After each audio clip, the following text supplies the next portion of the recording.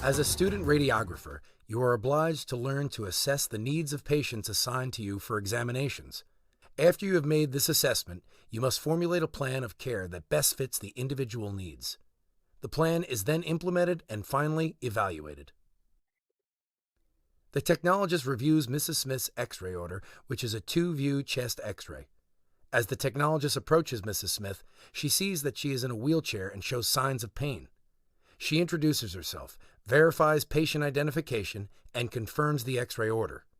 The technologist continues to ask questions and investigate Mrs. Smith's stability and ability to stand for the exam.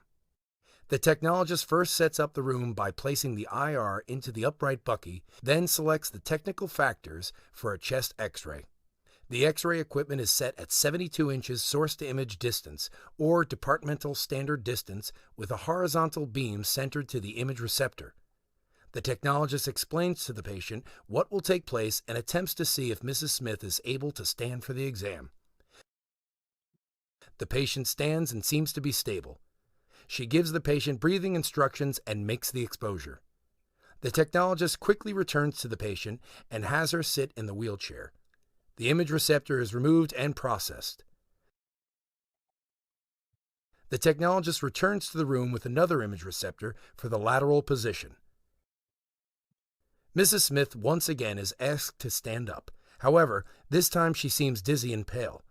The technologist immediately attends to the patient and assesses her condition and stability.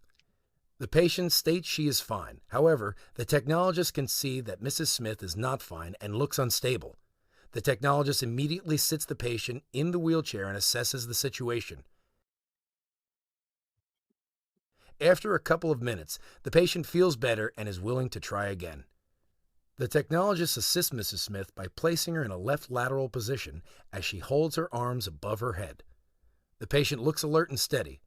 The technologist quickly goes to the control panel and gives the patient breathing instructions and makes the exposure. The technologist quickly returns to the patient and helps Mrs. Smith to her wheelchair.